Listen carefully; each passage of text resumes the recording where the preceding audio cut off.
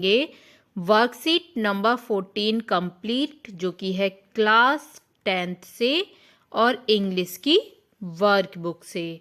So let's begin, start करते हैं इसे। The tale of Custard the dragon. Okay, ये बहुत ही इंटरेस्टिंग पोम है। तो इस पोएम में है क्या आखिरकार, the tale of Custard the dragon में? ये ऑग्डन नेस के थ्रू लिखी गई है एक पोएम, ठीक है, जो कि बेलिंडा नाम की एक छोटी सी लड़की है इसमें, और उसके 4 पालतू जानवर हैं, और वो एक छोटे से घर में रहती है उनके साथ।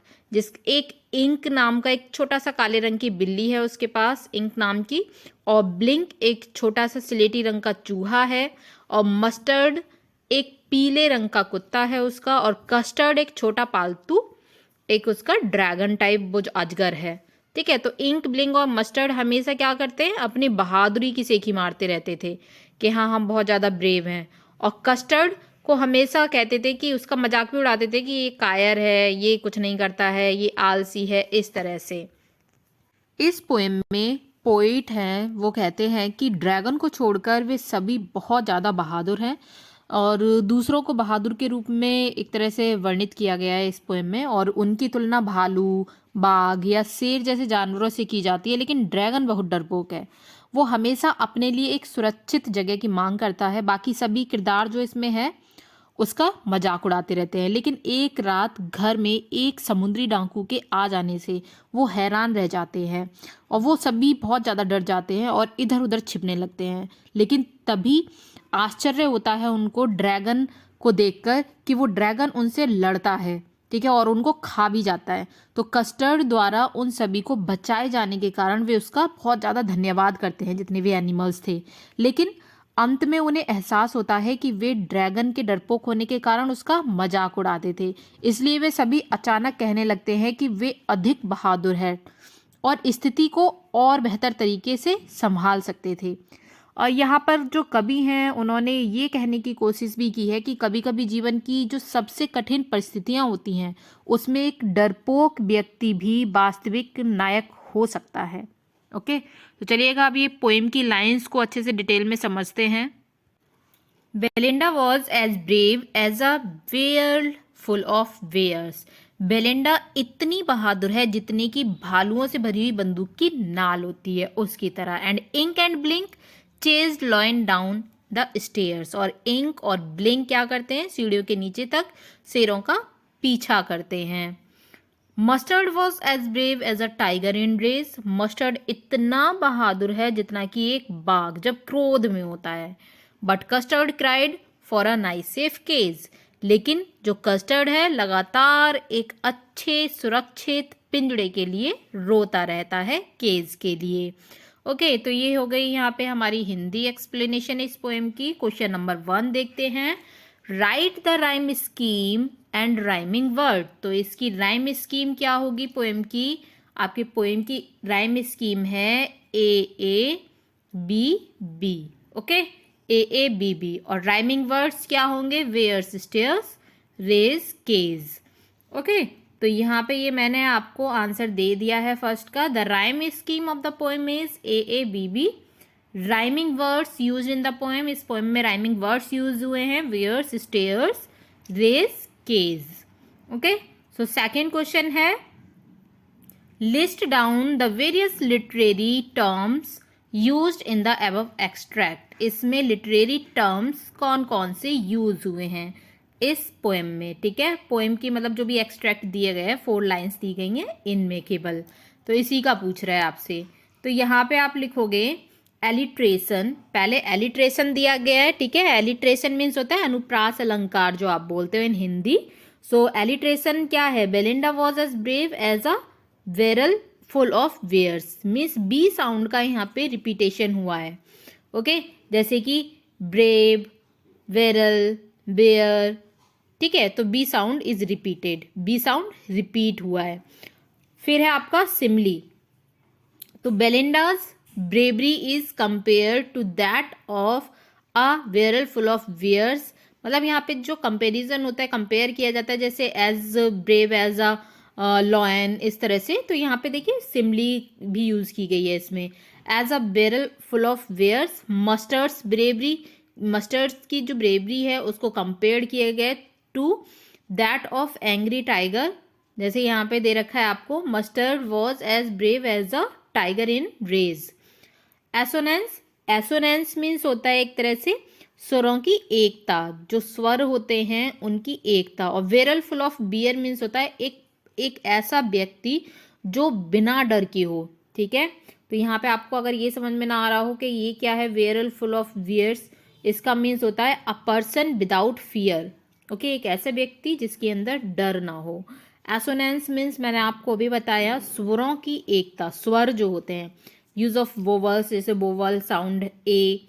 ठीक है, यहाँ पे देखिए Belinda was as brave as a barrel full of bear, तो ए साउंड का कई बार आ रहा है। ठीक है, स्वर आ रहे हैं इसमें, स्वर और व्यंजन जो होते हैं। ओके, तो ये है आपके सेकंड का आंसर। अब थर्ड क्वेश्चन देखेंगे आप। थर्ड है briefly interpret the theme and idea of the poem the tale of Custard and dragon. Okay, तो इसमें आपको पहले थीम बतानी है, फिर इस पोएम का आइडिया बताना है। ओके, तो थीम क्या होगी इस पोएम की? बहुत ईजी है थीम।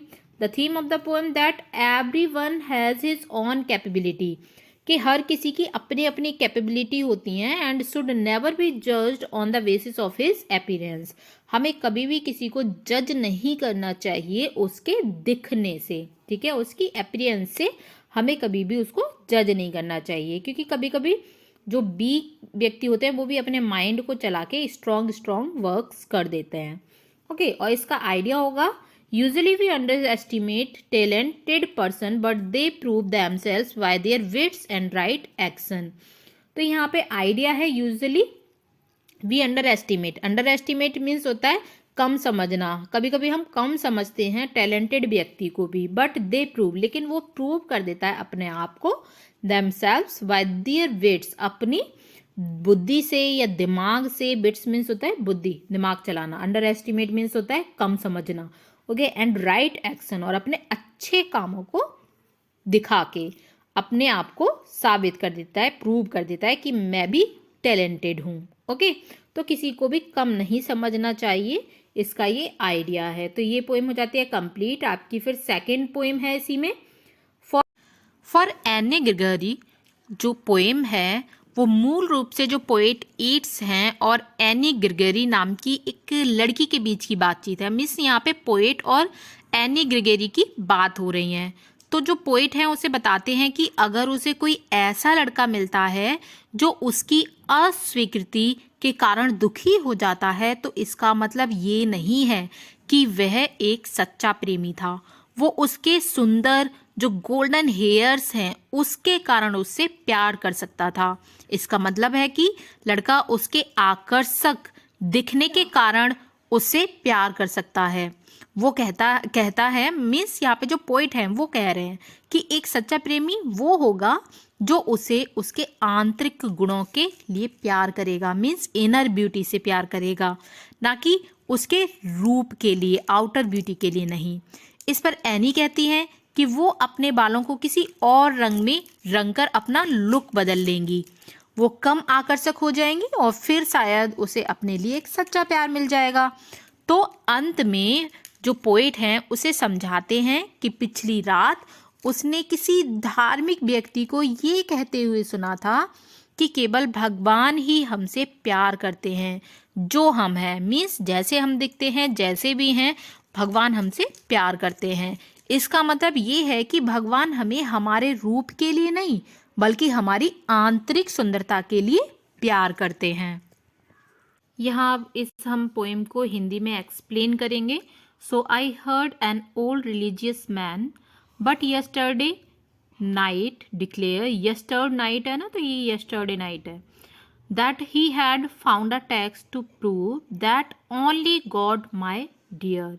मैंने कल रात को एक बूढ़े धार्मिक व्यक्ति को ये कहते हुए सुना था कि उसके पास एक धार्मिक किताब है जो ये साबित करती है कि could love you for yourself alone and not your yellow hair, कि केवल भगवान ही तुम्हें क्या कर सकते हैं, केवल only God my dear. Okay, केवल जो गॉड हैं वो तुम्हारे लिए प्यार कर सकता है, ना कि तुम्हारे येलो हेयर्स के लिए। ओके, क्योंकि जो अदर पर्सन्स होते हैं वो तुम्हारे बालों को देखकर, मतलब तुम्हारी जो हेयर्स की ब्यूटी है उनको देखकर प्रभावित हो रहे हैं, लेकिन भगवान है जो तुम्हारी इनर ब्यूटी को देखकर खुश होंगे, तो वो ही हमसे प्यार कर सकते हैं।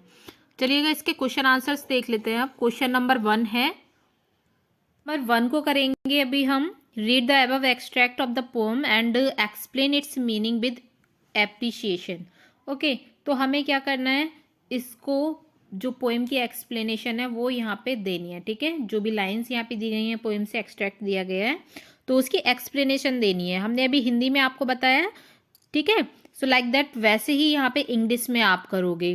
तो यहाँ पे इंग्लिश में एक्सप्लेनेशन कैसे करोगे इसकी, मैंने क्वेश्चन का आंसर दे रखा है। आफ्टर हियरिंग एने ग्रिगोरी, मतलब एने ग्रिगोरी को सुनकर, जो पोइट हैं, द पोइट सेज, पोइट कहते हैं that he had heard an old religious man, कि मैंने एक धार्मिक व्यक्ति को सुना है, that he could prove a fact with the text that he had found in some religious book, कि उन्होंने कुछ ऐसा टेक्स्ट फाउंड किया है, रिलीजियस मीन्स धार्मिक किताब में।